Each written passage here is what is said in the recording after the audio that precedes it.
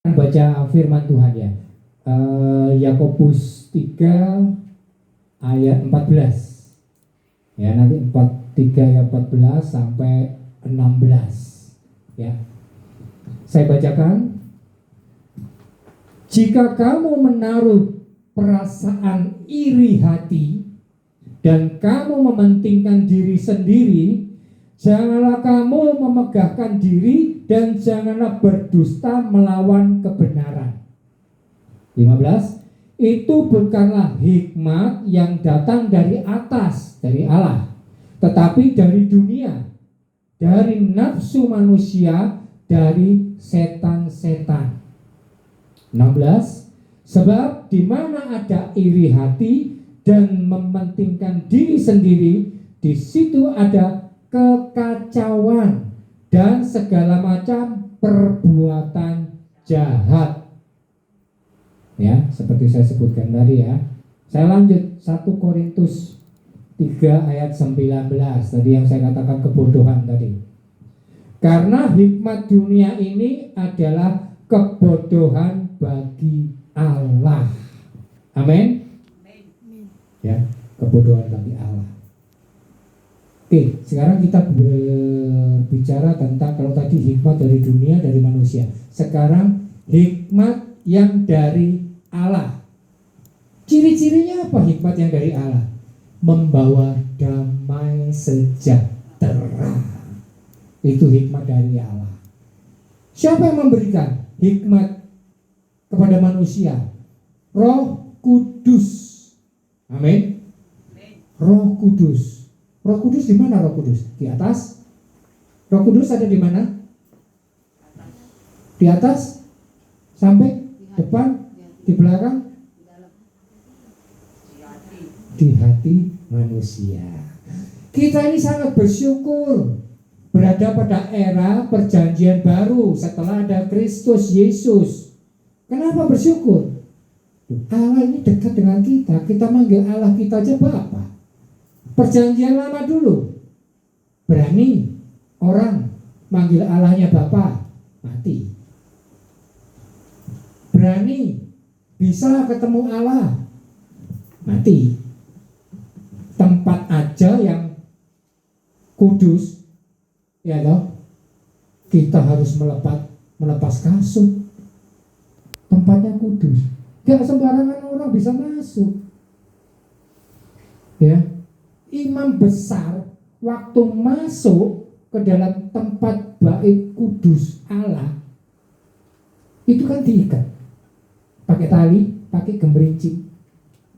Ketika apa? Ketika dia masuk, dia kedapatan ada dosa, tidak kudus di tahun itu, mati di dalam. Mati loh.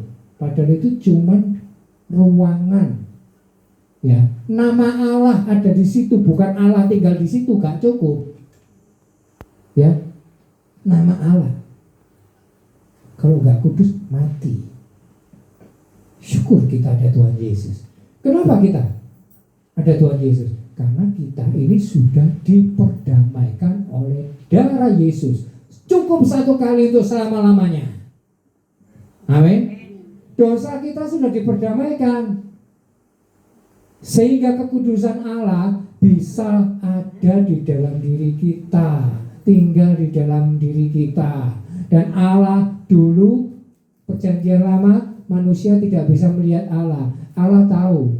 Maka dari itu, di perjanjian baru, Allah menunjukkan dirinya dalam rupa firman yang menjadi manusia, yaitu Tuhan Yesus Kristus.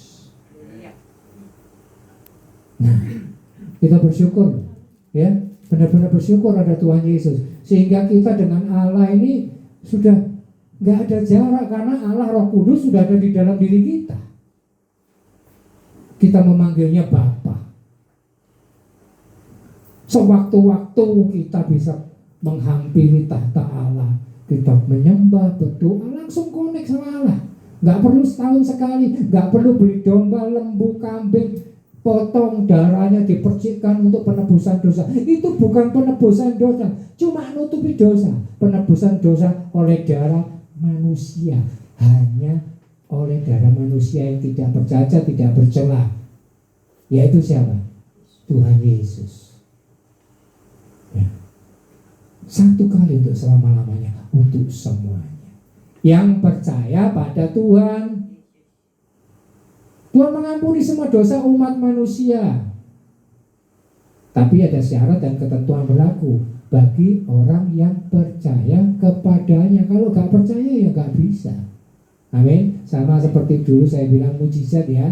Mujizat bisa terjadi kalau kita punya iman percaya. Kalau kita tidak punya iman percaya, tidak ada mujizat yang bisa terjadi.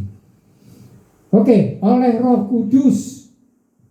Hikmat dari Allah itu oleh Roh Kudus. Roh Kudus yang memberikan. Ya, ada. Kalau kita sudah menerima, maka kita akan mengeluarkan buah roh. Buah roh yang dari Roh Kudus ada kebenaran, ada kelemah lembutan, ada kasih, ada sukacita, macam-macam. Penguasaan diri. Ya. Buah roh ada berapa? Ada berapa? Kok titik? Kok cuma 9? 9 rasa, buahnya 1. Nah itu ada ini seringkali orang berdebat tukaran, pendeta gontok-gontokan gara-gara buah roh ini. Ada yang ngomong 1, ada yang 9. Sudahlah, yang berpendapat 9, buah roh adalah 9. Ya udahlah, katakan buah roh ada 9 rasa. Ya benar, di Alkitab juga ditulis ada 9. Sebenarnya buahnya, semua hal yang baik itu buah dari roh. Petrus gak nyebutkan semuanya. Alkitab gak cukup, nanti buahnya nanti tebel. Semua hal yang baik itu adalah buah dari Roh Kudus. Ya. Asalnya katanya adalah karpos dari bahasa Yunani, ya, yaitu tunggal. Artinya tunggal, ya. Satu kesatuan karakter holistik dari hidup yang dipimpin Roh Kudus. Itu buah roh. Jadi sebenarnya pertanyaan itu pertanyaan menjebak. Buah roh ada berapa? Kalau ditanya begitu banyak jawabnya. Bukan cuma 9. Banyak, semua hal yang baik. Itu buah roh. Amin. Gak usah gontok-gontokan ya. Ada 1, ada yang 9, nanti tukaran. Gak masuk surga kalau bukan pelaku firman. Paham ya? Oke, saya bacakan di Yakobus 3 ayat 13 dan 17. 13. Siapakah di antara kamu yang bijak dan berbudi? Baiklah, ia dengan cara hidup yang baik menyatakan perbuatannya oleh hikmat yang lahir dari kelemah lembutan. Ciri-ciri dari buah roh, dari Roh Kudus. Amin. 17. Tetapi hikmat yang dari atas adalah pertama-tama murni, bukan tipu-tipu, bukan barang KW, asli, ini murni dari Allah. Ya. Selanjutnya pendamai, bawa damai.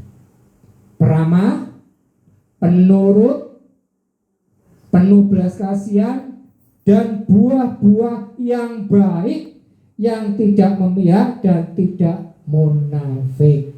Ya, jadi buah roh ada berapa? Banyak, gitu aja sudah suruh ngitung sendiri. Ini kan ditulis semua yang baik itu buah roh. Amin. Hikmat kita mendapatkan dari siapa? Roh Kudus. Kok dari Roh Kudus? Ya, Roh Kudus, ingat, Roh Kudus itu roh penolong, penghibur. Terus apa lagi? Penyelamat. Pengajar yang mengajarkan, mengingatkan kita. Mengajarkan apa?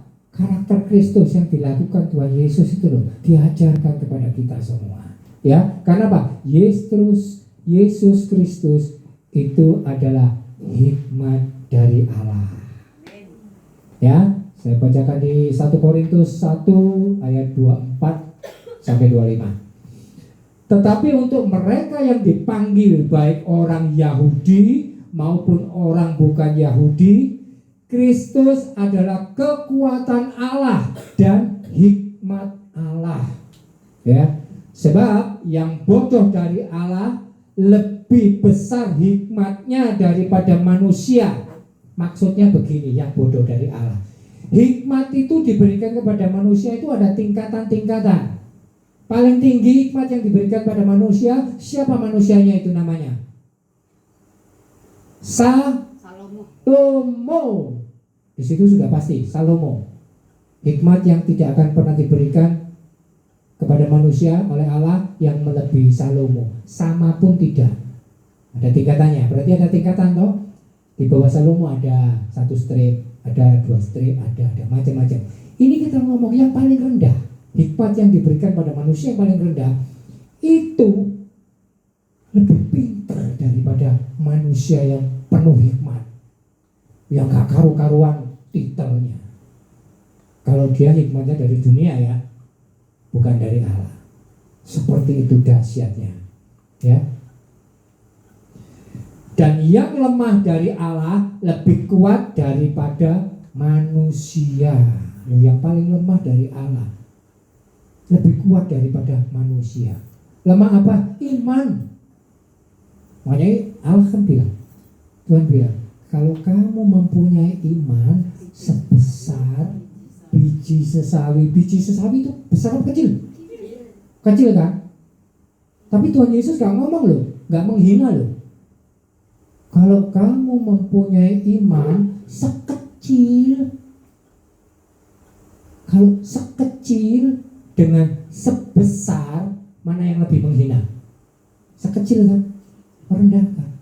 Walaupun itu kecil, biji sesawi, tapi Tuhan menghargai kita, menghargai manusia. Imanmu sebesar biji sesawi bisa memindahkan gunung. Tapi bukan berarti terus saya punya iman seperti itu pindah gunung. Jangan, nanti gunungnya pindah-pindah. Yang di sana Kristen sana pindah, yang di sini pindah-pindahan gunung nanti kerjaannya. Ya, bukan itu maksudnya. Dikatakan kalau punya iman itu percaya. Iman yang benar ada. Iman itu apa sih? Bukti dari segala sesuatu yang kita harapkan. Bukti dari segala sesuatu yang kita harapkan. Kita mengharapkan. Ingat ya, kita mengharapkan. Terus? Bukti dari segala sesuatu yang tidak kita lihat. Iman adalah dasar dari segala sesuatu yang kita harapkan. Dan bukti dari segala sesuatu yang tidak kelihatan. Ya. Dasarnya iman itu ya. Sudah paham?